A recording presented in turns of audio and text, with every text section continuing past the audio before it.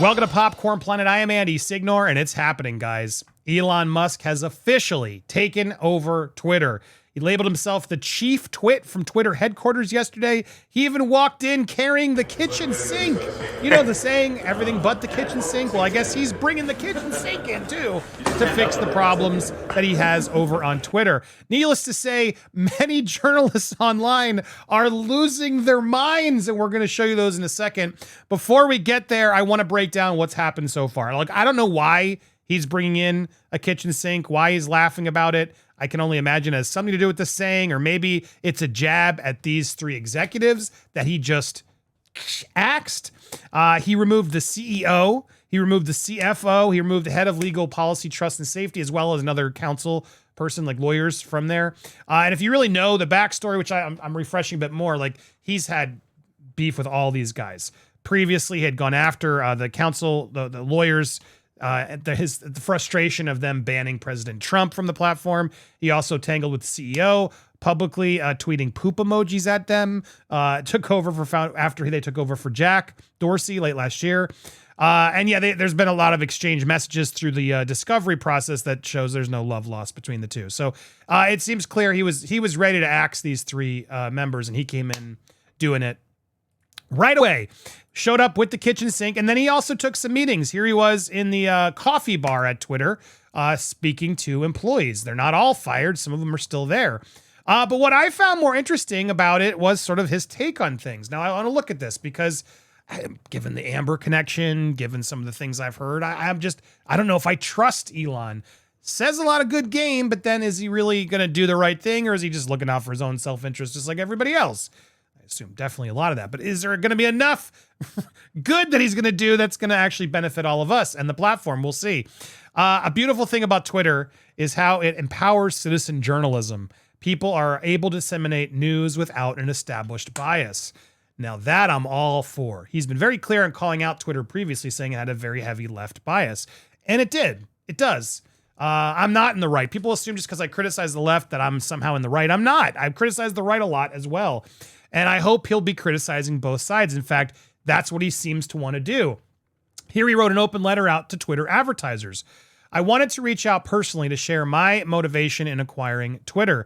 There has been much speculation about why I bought Twitter and what I think about advertising. Most of it has been wrong. The reason I acquired Twitter is because it is important to the future of civilization to have a common digital town square where a wide range of beliefs can be debated in a healthy manner without resorting to violence. I mean, so far, so good. Amen. There is currently great danger that social media will splinter into far right-wing and far left-wing echo chambers that generate more hate and divide our society. I couldn't agree more. Like, it's absolutely happening. Can he actually pull Twitter out of the hole and actually make it fair for all? What a lofty goal, but we'll see. In the relentless pursuit of clicks, much of traditional media has fueled and catered to those polarized extremes, as they believe that is what brings in the money. But in doing so, the opportunity for dialogue is lost. Facts.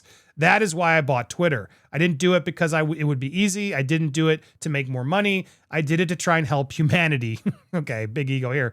Whom I love. And I do so with humility, recognizing that failure in pursuing this goal, despite our best efforts, is a very real possibility. That said, Twitter obviously cannot become a free-for-all hellscape where anything can be said with no consequences.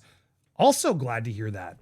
In addition to adhering to the laws of the land, our platform must be warm and welcoming to all, where you can choose your desired experience according to your preference, just as you can choose, for example, to see movies or play video games ranging from all ages to mature. Okay, so far so good. I also very much believe that advertising, when done right, can delight, entertain, and inform you. It can show you a service or product or medical treatment that you never knew existed, but is right for you. For this to be true, it is essential to show Twitter users advertising that is as relevant as possible to their needs.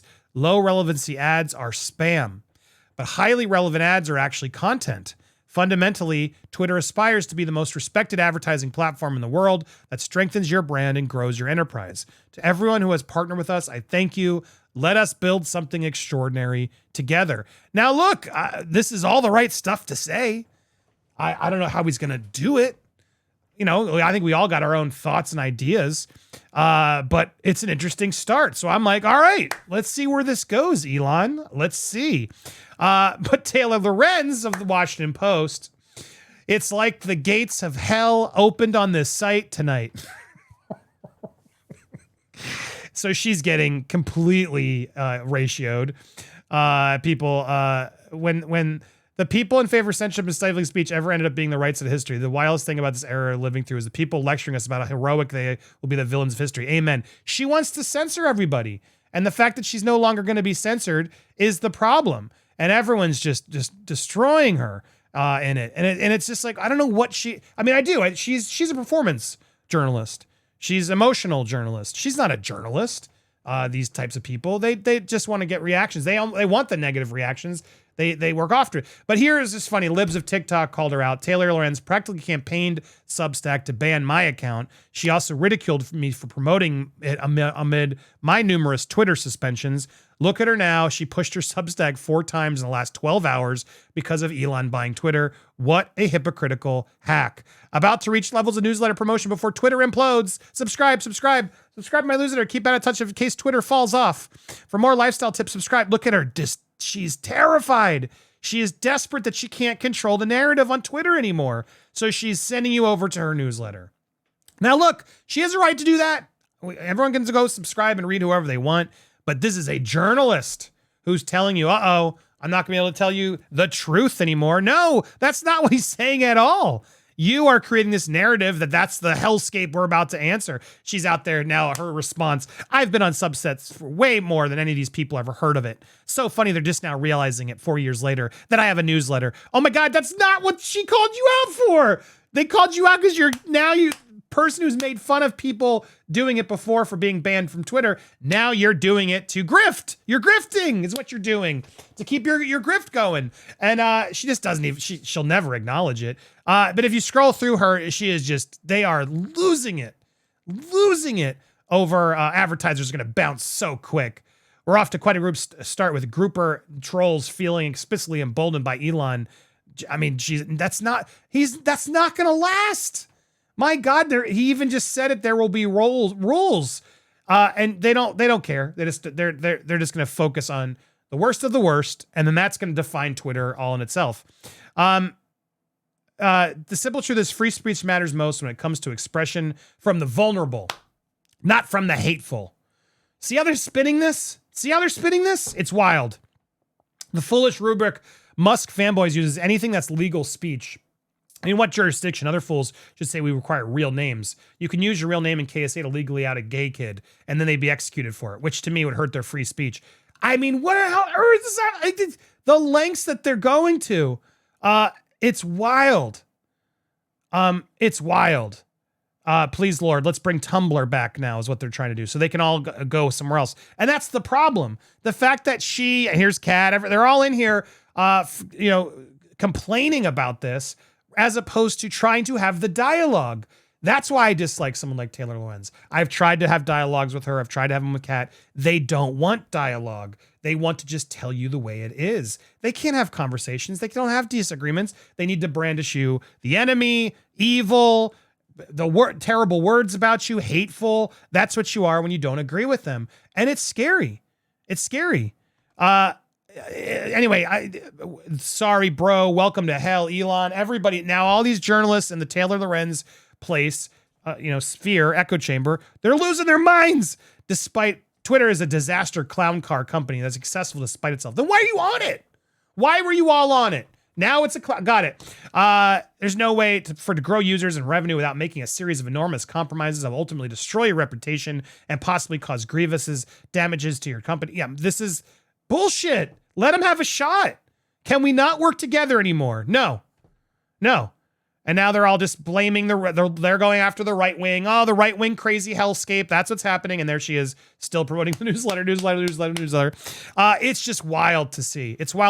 Now, here's where it's going to go. And honestly, should Kanye be banned from Twitter? No, I don't believe he should be banned from Twitter.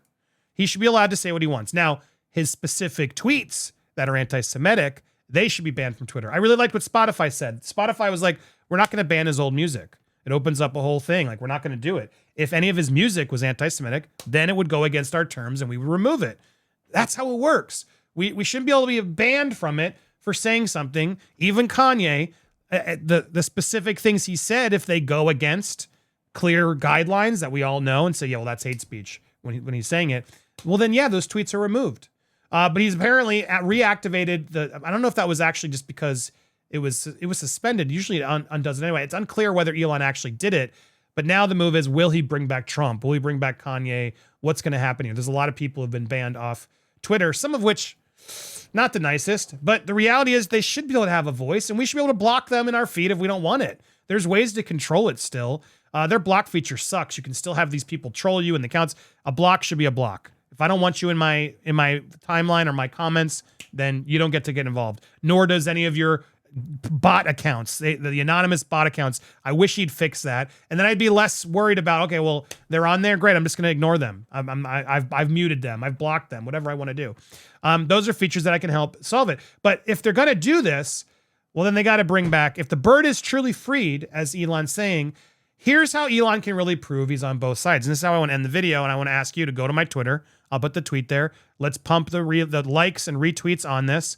If you really mean it, Elon, can you prove that all sides will get heard? See what I did there? Let's get Adam Waldman back on Twitter. Let's prove it. Because Adam Waldman is a perfect example for him to show that, yeah, okay, fine. I'll let him back on because his friend Amber doesn't like him.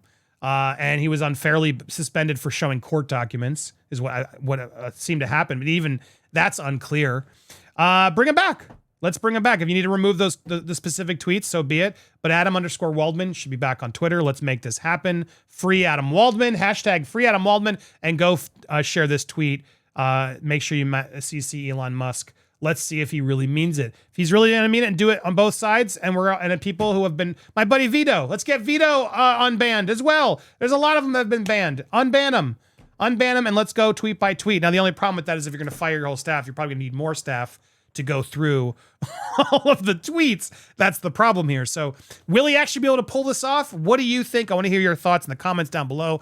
But before you comment, can you make sure you're subscribed? Hit that bell for alerts so you get notified. Smash that like button for the engagement so people find our videos. And yes, let's engage even further. Let me know your thoughts on Elon buying Twitter. I don't know if we'll have a live today. Apologies. I may do it a little later, but I may not be able to, in which case we'll see you Monday for Halloween. Get ready. Woo! Spooky. I'm going to be in outfit. I hope you guys will. Enjoy your weekend. Thank you guys so much for watching here on Popcorn Planet, and stay tuned for more news here.